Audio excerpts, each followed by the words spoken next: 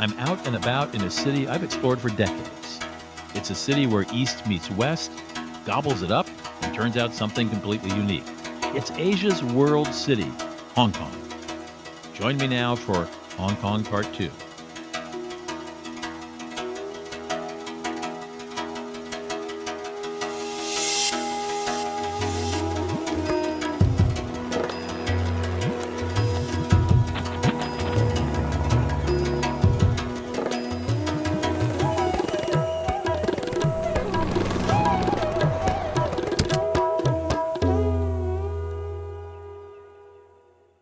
Hong Kong defies definition. Just when you think you have a handle on what it's all about, you're surprised. Old, new, east, west, sophisticated, laid back, fabulously expensive, eminently affordable. All hold true for this city. Even the city part isn't entirely accurate. Standing in the center of downtown Hong Kong, it's hard to believe that paradise awaits just a short drive away on the other side of the island. Hong Kong offers adventure on every street and in its surprising, stunning open spaces. I'm exploring Hong Kong with my good friend and restaurateur Daisuke Utagawa. We're trying to one-up each other in a city we both know and love. In part one of our tribute to Hong Kong, we threw a party on one of the city's double-decker trams. We rode the mid-level escalators for both the morning commute and the evening party scene. My energy, or chi, was evaluated, as was my waist, when we were measured for bespoke suits. And we ate, and we ate, and ate, and if that suit doesn't get to me soon, I may not squeeze into it. But I intend to start off the second part of our rivalry with a bang. My favorite thing to do in this, one of my favorite cities, is... All right, they're off. Okay, let's go. Happy Valley Racecourse equals pure happiness. One of the first things the British did in Hong Kong was to build a racetrack.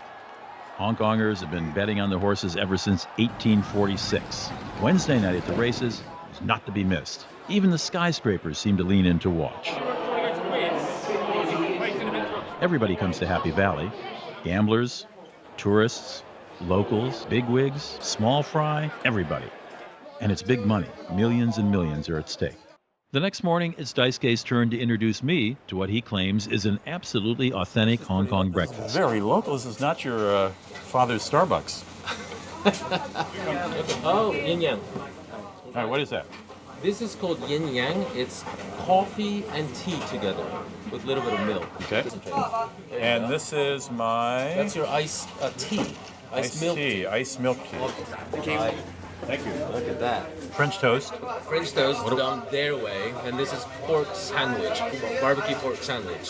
Barbecue pork sandwich, okay. Yeah. Breakfast at Champions. That's the breakfast for champions with the honey. Well, look at this. This is classic example of Hong Kong people hacking into food. These are all from different parts. I mean, this is classic Japanese ramen noodles from packets, right? Right. So they take that and they make it distinctively their own by adding their own scallion sauce, a little bit of barbecue chicken, and you're gonna have it for breakfast. Yeah, this is not my average breakfast dish. In fact, it's the first time I've ever had this. Dairy isn't typically popular in China, but the British love milk with their tea. In typical fashion, Hong Kong seized on the idea, mixed coffee and tea together to come up with yin yang, or coffee milk tea. After that light meal, a walk uphill in Hong Kong is welcome. Hong Kong clings to a steep hill at the top of which is the world-famous Victoria Peak. Below, in the narrow streets, life proceeds at the frantic pace Hong Kong has known since its inception.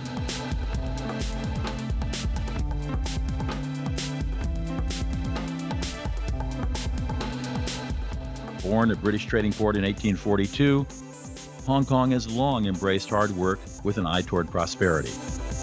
While you may not come to Hong Kong for French food, it's a testament to the city that restaurants like this one, called Cochin, can thrive. I usually pick the wine, then I pick the food. This is an interesting menu. Yeah, it is actually. I think I'm going to go with the organic lamb pot-au-feu with anchovy herb dressing. You know what? I'm gonna have the beef bourguignon. Okay, Yeah. well, that's a good test. There we go. Oh, Aha. Ooh, look at lovely. that. Oh, that's very pretty. And the bourguignon. I'll see. Let me bring you a spoon as well. Here it comes. Oh my God, cheese.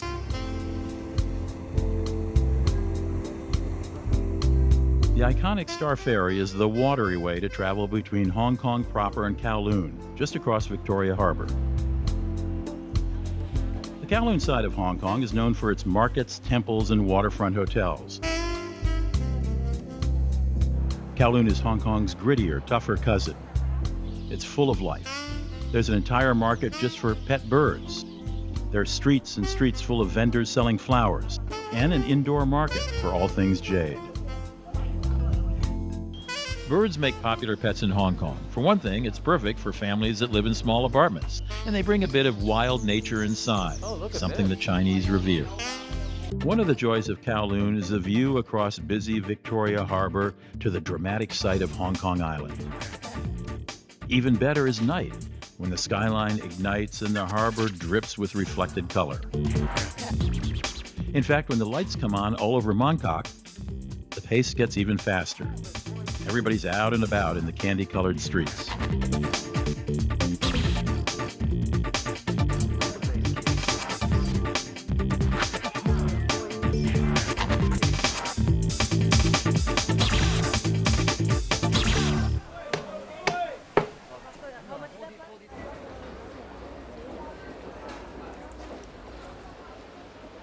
The market in Kowloon is vast and utterly authentic.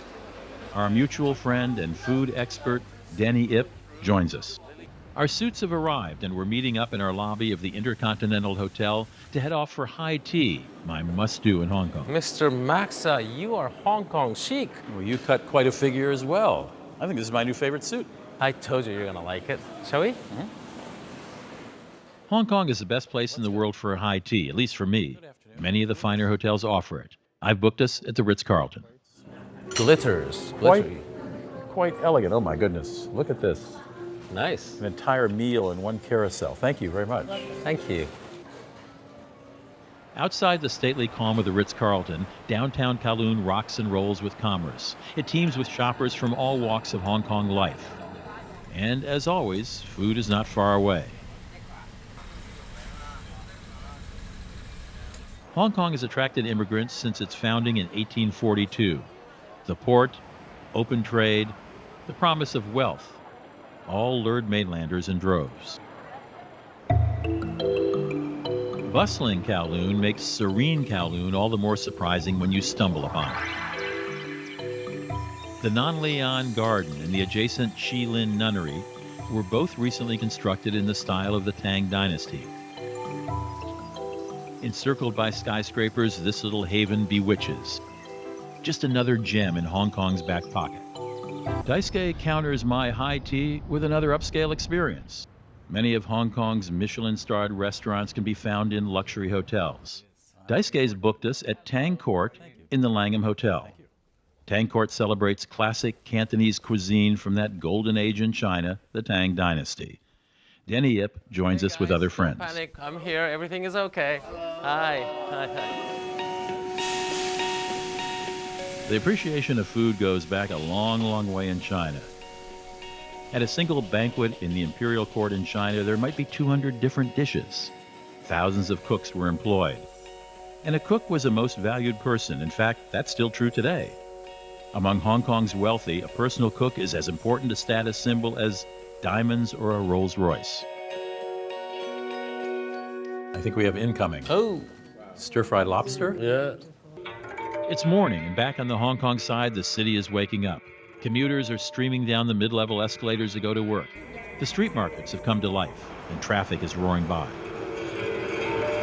We're gonna have some snake soup here. Source of it. Aha! Thank you very much. I've actually had snake soup in Hong Kong before and really liked it. The Dragon's Back Trail is one of many ways to enjoy the outdoors in Hong Kong. And it's a great way to admire the dramatic geography, the mountains, spires, and many islands. You can hike this trail, considered the best urban hike in Asia, in about 2.5 hours' time. Hong Kong Island is surrounded by more than 230 smaller islands, many dramatically steep and rugged. The geology of Hong Kong developed over millions of years, marked by violent volcanic eruptions. We emerge on the other side of Hong Kong Island at Big Wave Beach near the village of Sheko, a quiet stretch of sand with waves that surfers like to ride. The first time I came here, I couldn't believe the contrast with Hong Kong's urban side. Daisuke has brought me to a Chu Chow Restaurant. The Chu Chow people were seafarers, and they lived along the coast of Guangdong. Many emigrated to Southeast Asia, particularly Singapore and Thailand. Their food is light and delicate, but with strong flavors.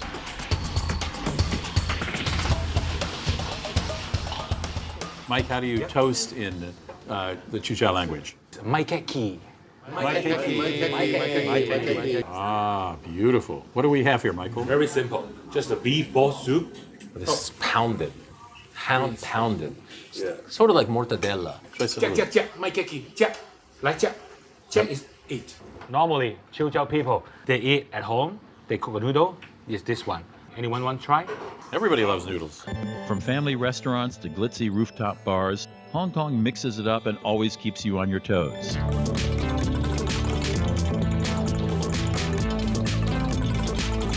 I thought I knew Hong Kong inside out, but this trip peeled back another layer. Night is descending on the city, and it's my favorite time here. Double-decker trams ply the streets. The neon lights up, and everybody is out for a good time. My Hong Kong exclamation point is a watery farewell to this beguiling city. Nothing can prepare you for the drama of Hong Kong's harbor at night. Hong Kong's skyscrapers melt into pools of color, and the Star Ferry chugs by. But then the skyline starts a show of lights and lasers, and it's as if even the buildings themselves feel the energy, passion, and drive of the people.